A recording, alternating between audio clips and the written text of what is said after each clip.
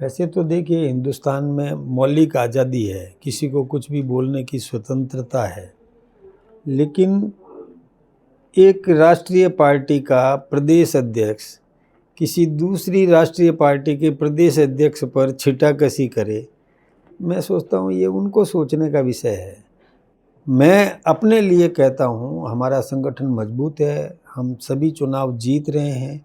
अभी जितने भी उपचुनाव हुए, चाहे पंचायतों के हुए, जिला परिषद के हुए, म्यूनिसिपैलिटी के हुए, हमने चुनाव जीते हैं।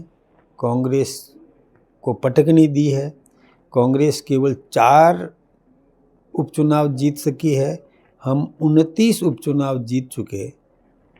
और चेयरमैन के चुनाव जो है वो भी हमने जीते। कहीं पर भी जैसे अभी मेड़ता का कल हुआ वो हमने जीता। परसों वहाँ का हुआ हनुमानगढ़ में एक पीली बंगा का चुनाव हुआ। कांग्रेस के पास में 22 पार्षद थे, हमारे पास में 12 ही थे, फिर भी हम 22 वोट लेकर के जीते। कांग्रेस 12 पर छिटक करके रह गई। यानी कांग्रेस के पास में अब कुछ जनाधार रहा नहीं है, वो केवल अनर्गल बयानबाजी कर रहे हैं, उसका नुकसान उनको हो रहा है, उनसे अपना घर संभल नहीं रहा है, उनके अंदर भी फूट बढ़ती जा रही है, उसको वो कंट्रोल नहीं कर पा रहे हैं। हमारे यहाँ एक मुखी होकर के संगठन काम कर रहा है, वो हमारे किसी भी विषय को लेकर के अनर्गल बातें कर रहे हैं कि इनकी चलती नहीं है। हमारी चलती है कि नहीं चलती है ये हमको देखना है। हमारी नहीं चलती होती हम चुनाव जीतते क्या? हम एक मुखी नहीं होते तो चुनाव जीतते क्या? हम संगठित हैं तब चुनाव जीते हैं। सारी शक्तियां लगी है, सभी हमारे नेताओं की ताकत लगी है, सभी हमारे प्रतिनिधियों की ताकत लगी है, हमारा कार्यकर्ता एक मुखी होकर के लगा है, तब चुनाव जीत रहे हैं। वो बिखर क्यों रहे हैं? उनके अपना धन वो खोते जा रहे हैं, समाप्त। अब देखिए ज्वाइन कर रहे हैं लोग। कल हमारे पास में ये श्री गंगानगर जिले से एक चेयरमैन यहाँ आई, कांग्रेस की चेयरमैन, जो सिटिंग अभी चेयरमैन कांग्रेस से है, वो हमारे यहाँ आई और उसने बीजेपी ज्वाइन किया। लोग आ रहे हैं, कोई जमींदारा पार्टी के लोग आ रहे हैं, वो बीजेपी ज्वाइन कर रहे हैं हमारी पार्टी में। और लोग मतलब कांग्रेस से मोह भंग होता जा रहा है लोगों का, और हमारे साथ आके जुड़ रहे हैं। तो संगठन हमारा मजबूत है या उनका मजबूत है? हम अपने संगठन को सही दिशा में ले जा रहे हैं, सही ढंग से हमारा काम चल रहा है, हमारी सरकार बहुत अच्छी चल रही है, हमारे आपस में समन्वय है और हम सरकार चला रहे हैं। सरकार विकास करती जा रही है, लगातार विकास हो रहे हैं, नए नए हम जो योजनाएं बना रहे हैं वो क्रियान्वित हो रही है। वंदे गंगा जो है वो भी हम उसमें सफल हो रहे हैं। हमारे जितने भी प्रोग्राम है वो शानदार, तिरंगा यात्रा शानदार करी हमने, सिंदूर यात्रा भी शानदार करी हमने, अहिल्याबाई होलकर के कार्यक्रम किए जिसमें राष्ट्रीय अध्यक्ष जी भी आए, शानदार प्रोग्राम जिसमें सभी नेता मंच पर मौजूद थे, एक साथ एक मुखी मौजूद थे। तो ये वो समझ नहीं पा रहे हैं कि हमारा संगठन एक है, हम सब एक हैं। और छोटे छोटे विषयों को लेकर के कभी किसी को भड़काने के, बच्चों को भड़काने का काम कर रहे हैं। हमने तो बहुत साफ बात कही है। बच्चे भी आए तो उनको भी हमने कहा कि हम आपकी बात पहुंचाएंगे, पहुंचा दी। निर्णय करना एक ऑटोनोमस बॉडी को है, वो अपना हिसाब से फैसला करेगी, हमारा राजनीतिक हस्तक्षेप नहीं है। जैसे डोटासरा जी ने और आरपीएससी में खुद हस्तक्षेप करके अपने परिवार के सदस्यों का चयन करवा दिया, वो आज कटघरे में जाने की स्थिति में है। तो जिन्होंने किया वो भी समस्या में है। हम ऐसा नहीं करते भाई, हम वहाँ हस्तक्षेप नहीं करते। सुझाव देना अलग बात है, हस्तक्षेप करना एक अलग बात है। हम हस्तक्षेप नहीं करते, हम बिल्कुल सम्मान करते हैं। ऑटोनोमस बॉडी है, उसको वो खुद निर्णय करे, वो अपना विवेक से फैसला करे। हम उसमें अपने हिसाब से फैसला कराने का काम नहीं करते। बात पहुंचाना है, किसी ने बात कही है पहुंचा दो तो पहुंचाने का काम करते हैं, इससे ज़्यादा कुछ भी नहीं करते। उनके समय की स्थिति वो हम पर मत ला दो। वो अपने प्रक्रिया, जो उनका काम करने का तरीका अलग है, हमारा काम करने का तरीका बिल्कुल अलग है। हमारे यहाँ पर एक मुखी और सामूहिक निर्णय होता है, सामूहिक, सब बैठ करके फैसला करते हैं। निर्णय करने वाला एक व्यक्ति करता है। आज मैं प्रदेश का अध्यक्ष हूँ तो मैं निर्णय नहीं कर सकता हूँ अकेला, हमारी भी एक टीम है, हम टीम के साथ पहले चर्चा करते हैं, उसके बाद निर्णय करते हैं। ये उनके समझ में थोड़ी आएगा, वो तो एक कारण वो मतलब डिक्टेटरशिप वहाँ चलती है, हमारे यहाँ डिक्टेटरशिप नहीं है।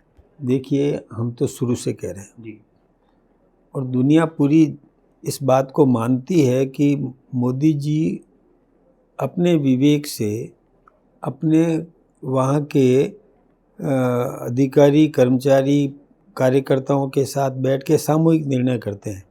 किसी तीसरे देश का हस्तक्षेप कतई बर्दाश्त नहीं करते। इसलिए बहुत क्लियर कट कह दिया है कि किसी का कोई हस्तक्षेप नहीं था, किसी ने किसी के प्रयासों से ऑपरेशन सिंदूर को स्थगित नहीं किया गया था। वो निर्णय हमारा अपना निर्णय था। पाकिस्तान ने घुटने टेके और निवेदन किया हमारे सेनाधिकारी से कि हम लड़ना नहीं चाहते, हम युद्ध नहीं करना चाहते। इस पर हमारे सेना ने निर्णय किया। हमारे यहाँ पर प्रधानमंत्री जी ने सेना को पूरी छूट दी थी कि वो जब चाहे जहाँ कहीं भी आतंकवादी घटना हो उसका मुकाबला करे, उसको जवाब दे, उसको नेस्तनाबूद करे, और हमारी सेना ने वही किया। उस पर पाकिस्तान की सेना ने प्रार्थना करी, हमारी सेना ने युद्ध रोका, स्थगित किया, वो कुछ समय के लिए स्थगित किया। यदि आतंकवादी घटना फिर होती है तो ऑपरेशन सिंदूर होगा। इसलिए ये बात बहुत स्पष्ट रूप से कह दी गई है।